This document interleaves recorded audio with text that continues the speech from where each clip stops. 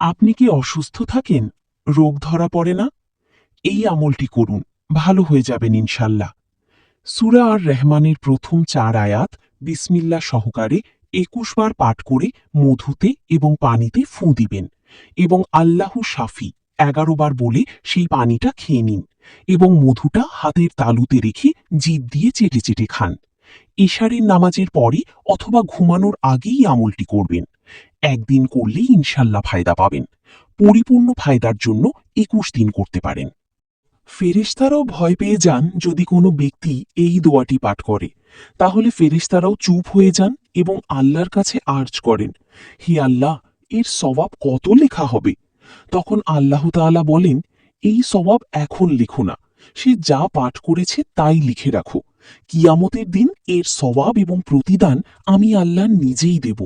দোয়াটি বলার আগে ভিডিওটা যত পারেন শেয়ার করেন। হতে পারে কিয়ামতের দিন এই শেয়ারই আপনার নাজাতের উসিলা হয়ে যাবে। তাই এই দোয়াটি হল, ইয়া রব্বি লাকাল হামদু কামা ইয়ামবাগি লিজালালি ওয়াজহিকা ওয়া আজিমি সুলতানিক। তাই বন্ধুরা, বেশি বেশি শেয়ার করে দিন।